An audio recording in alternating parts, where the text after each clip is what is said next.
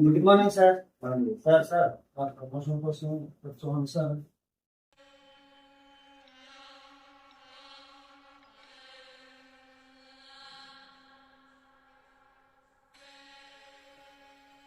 నమస్తే sir.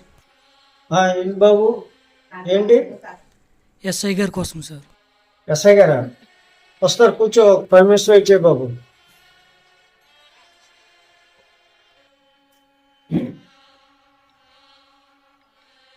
Sir good morning sir. కూర్చోండి రాజు గారు. సార్. ఏంటి సార్, ఏంటి ఈరోజు కేసులు వచ్చాయా? వచ్చేసారు. చెప్పమ్మా, ఏంటి మీ ప్రాబ్లం, ఏంటి, దేనికి వచ్చారు? మా నాన్నగారు కనిపించట్లేదు సార్. అవునా, కనిపించట్లేదా? ఎప్పటి నుంచి కనిపించట్లేదు? సార్ ఈరోజు ఉదయం నుంచి కనిపించట్లేదు సార్. పొలానికి వెళ్ళి చూశాను, అక్కడ ఉంటారేమో, అక్కడ కూడా లేరు sir. Sir sir please sir, మా నాన్న ఎలాగైనా కనిపెట్టి పంపించండి sir. Sir please sir. Okay, సరే సరే. మీ నాన్నగారి ఫోటో ఉంది, మీ ఫోన్ నెంబర్ ఇచ్చి కంప్లైంట్ రాసి మీరు వెళ్ళండి. మేము స్టాఫ్ని పంపించి మొత్తం ఎతికిస్తాం. వచ్చాక మీకు ఇన్ఫార్మ్ చేస్తామండి. ఓకేనా? మీరు భయపడద్దేమి. ఓకేనా? Okay okay sir. Okay okay సరే, బాగా మీరు చెప్పారు. ఇంతకీ మీరు ఏం చేస్తుంటారు? మీ పేరేంటి? ఎక్కడి నుంచి వచ్చారు మీరు? సార్ నేను అమెరికా నుంచి వచ్చాను సార్. చిన్న చిన్న పనులు నేను చూసుకుని వెళ్ళిపోతాను అనుకున్నాను సార్, కానీ ఎంతలోనే ఇలా జరిగింది సార్. సరే, మీకు మీ నాన్నగారికి ఏమైనా డబ్బులు విషయంలో కానీ ఏదైనా గొడవలు జరిగాయా ఈ మధ్య? అబ్బాయి అలాంటిదేం లేదు సార్. చాలా సేపు మాట్లాడుకున్నాం. ఇంట్లో పడుకోలేక నేను లాడ్జ్కి వెళ్ళి పడుకున్నాను సార్. తెల్లవారు సార్ వచ్చేసరికి ఆయన లేరు సార్. కొంచెం వెతికి పెట్టండి sir please sir. Okay okay, no problem. మాకు ఏదైనా ఇన్ఫర్మేషన్ వస్తే మీకు తెలియజేస్తాం. మీరేం భయపడొద్దు. Okay, thank you sir.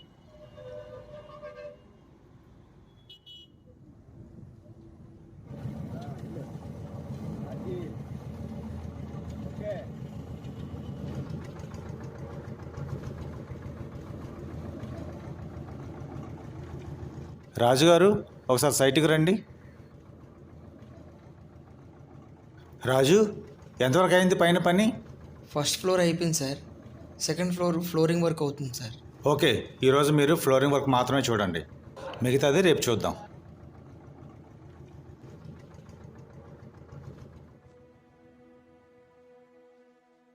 ఏయ్, ఎవరు నువ్వు? ఇట్రా. ఏందయ్యా, ఎవరు నువ్వు? చెప్పు. పని ఏమన్నా చేస్తావా? రాజుగారు, నేను ఒక అతను పంపిస్తున్నాను, పని చెప్పండి. సరే సరే, నేను ఈవినింగ్ వస్తున్నాను, కలిసి చెప్తాను. Okay okay.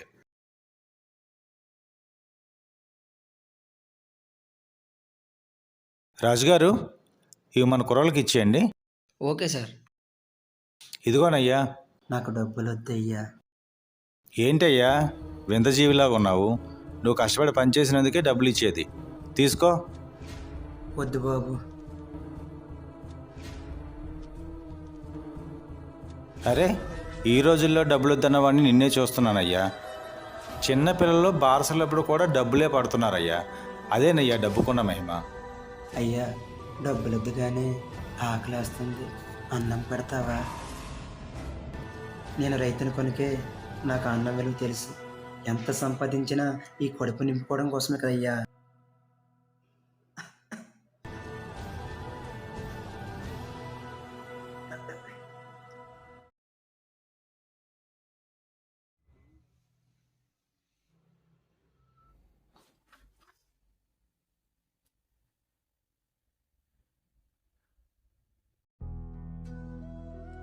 ఏమయ్యో, మన బాబు వచ్చినప్పుడు ఈ చొక్కా వేసుకో, బాగుంటుంది.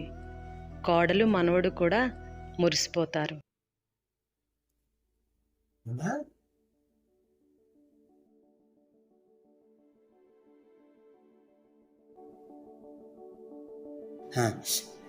నానా బాగున్నావా? ఏరి కోడలు మనోడు రాలేదా? వాళ్ళు రాలేదు నాన్న. బాగాలేదా? నాకు కూడా సెలవులు లేవు నాన్న. నేను కూడా 3 రోజుల్లో బయలుదేరుతాను. పోన్లే, ఎలాగా వెళ్తాం కదా, చూస్తాను. రాను.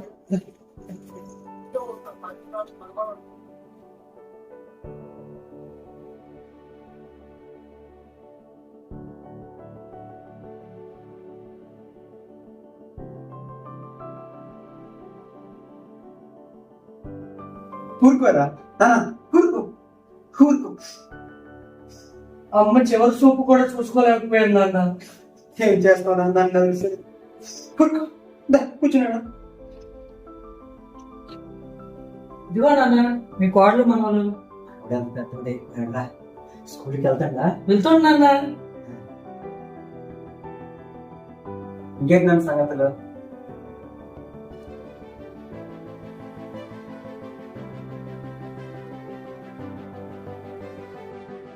ఈ మధ్యన అమెరికాలో ఇల్లు కొన్నాను నాన్న. చాలా మంచి మాట చెప్పావు నాన్న. అడ్వాన్స్ ఇచ్చేసాను నాన్న. కొంత అమౌంట్ షార్టేజ్ వచ్చింది. ఏం చేయాలో అర్థం కావట్లేదు నాన్న. అవునా? పోనీ ఇక్కడ ఎవరికైనా అప్పు అడుగుతామా? వద్దు నాన్న. ఈ టైంలో పొలం ఏదైనా ఉండుంటే బాగున్నాం. అది కూడా నీ చదువులకి మొత్తం పెట్టేశాను. ఇల్లు అమ్మేద్దాం నాన్న. ఏమంటావురా? నేనే చెప్దాం అనుకున్నాను నాన్న. తాతల కాలం నుండి వచ్చిన ఇల్లు కదా నాన్న. నువ్వు ఒప్పుకుంటావో ఒప్పుకోవని అనుకున్నాను నాన్న. ఒక్కగాను ఒక్క కొడుకురా నీవు నాకు. నీకు అర్థం ఎవరికి ఇస్తాను ఇల్లు? నాకు కూడా ఇక్కడ ఉండాలని లేదురా. ఎలాగో నీతో పాటు నేను వచ్చేస్తాను కదా, ఏం అవదులే. సరే అయితే నాన్న, డాక్యుమెంట్స్ అన్ని సిద్ధం చేస్తాను నేను.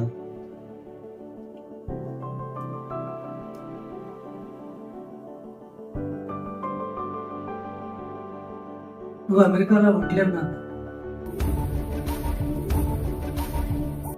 ఇల్లు అనిపిస్తే ఎక్కడ ఉంటావు నాన్న.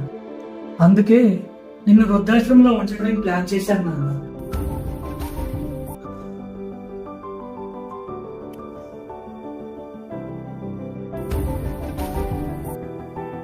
తప్పుగా అనుకోవద్దు నాన్న. సరే నాన్న, రేపు ఉదయం నేను వస్తాను. డాక్యుమెంట్ రెడీ చేసుకుని ఉంచున్నాను.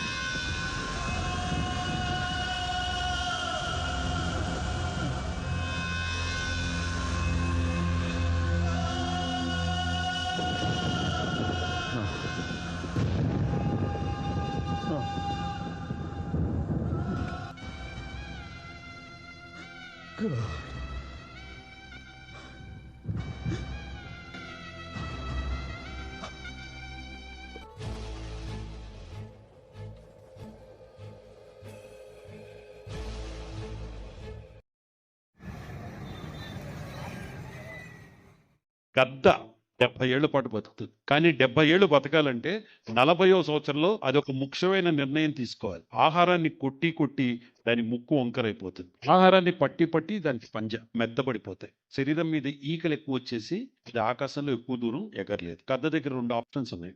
ఆప్షన్ నెంబర్ 1, చాలే బతికినంత కాలం బతికాం, చచ్చిపోవటం. కానీ గద్ద అలా చచ్చిపోతుంది. అది ఆప్షన్ నెంబర్ 2కి తీసుకెళ్తుంది. ఒక కొండ మీద క్వారంటైన్లోకి వెళ్ళిపోతుంది 150 రోజులు. ఉండి ఏం చేస్తుందంటే దాని ముక్కును తీసి కొండ అంచుకు కొన్ని రోజుల పాటు కుట్టుకుంటూ ఉంటుంది. Top top top top top కుట్టుకుంటూనే ఉంటుంది. కొంతకాలం దానికి కొత్త ముక్కు వస్తుంది. గోళ్ళన్నీ పీకేసుకుంటుంది. కొత్త గోళ్ళు వచ్చేస్తాయి. కొత్త కోళ్ళు కొత్త ముక్కుతోటి ఈకలన్నీ పీకేసుకుంటుంది. కొంతకాలానికి కొత్త ఈకలు వచ్చి 150 రోజుల తర్వాత ఈ గద్ద ఆకాశంలో తిరిగి ప్రయాణం చేసి 30 ఏళ్ల పాటు నెంబర్ 1 బర్డ్ కింద మళ్ళీ ఉంటుంది అక్కడ.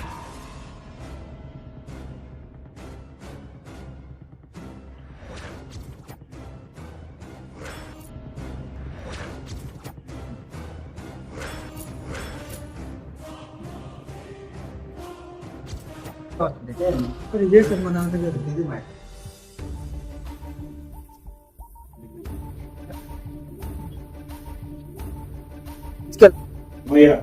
నమస్తే సార్. ఏ పెద్దనా నిన్ననయ్యా ఎవరన్నా తెలుసా నీకు? ఏయ్ నిన్నేనయ్యా.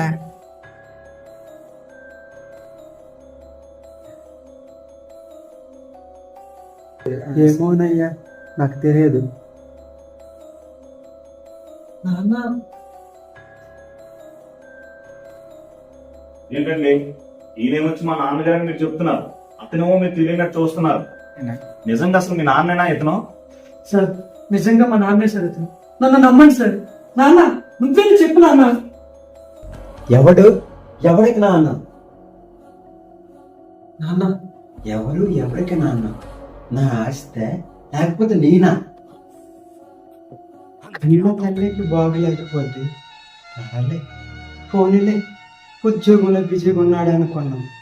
ఆ మహా తల్లి చనిపోతుందని తెలిసి చివరి రోజుల్లో కొడుకుని చూడాలనుందయ్యా అని కబురు పెడితే పోనీలే, కంపెనీ మారాడు కదా, అదే ఇబ్బందులు ఉంటాయని అనుకున్నాం. చచ్చిపోయింది.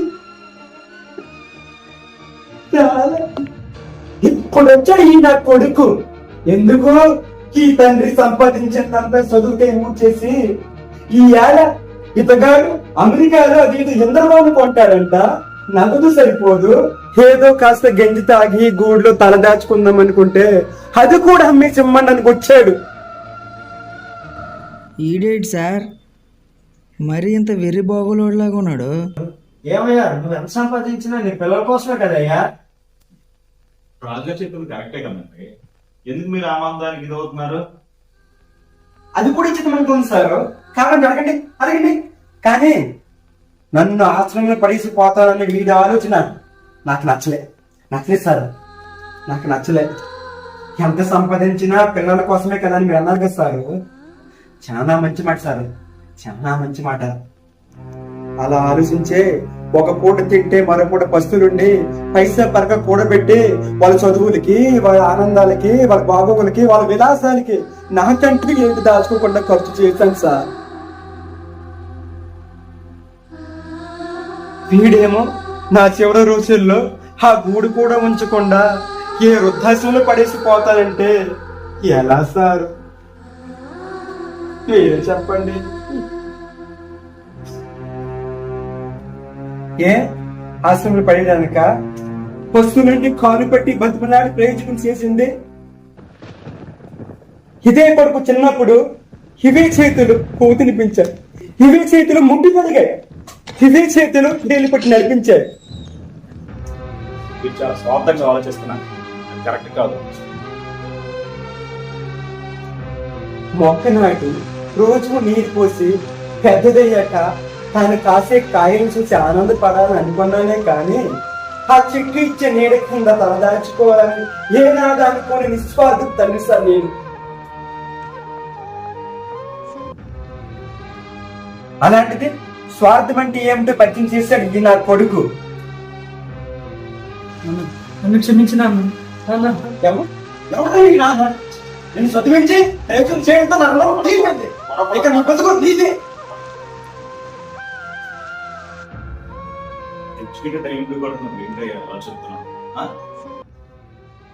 సరే వెంకటేశ్వర్లు, నేను మాటిస్తున్నాను, ఇక మీద ఇలా జరగదు. మీరు చక్కగా ఉండండి, గొడవ పడద్దు, మేము హామీ ఇస్తున్నాం మా. ఓకేనా? బుద్ధి సార్, ఏ ఆశ్రమం అయితే నన్ను వదిలేస్తాను అనుకున్నాడు అదే ఆశ్రమానికి నా ఇల్లు రాసిస్తా. నేనున్నాను, ఆ ఇల్లు నాది. తర్వాత ఆశ్రమం అంది. ఆ ఆశ్రమం పేరు ఏంటో తెలిసా సారు? నాన్న మేల్కో. పిల్లల్ని కన్నా తండ్రులారా మేల్కోండి, పిల్లల్ని చదివించండి, ప్రయోజనం చేయండి.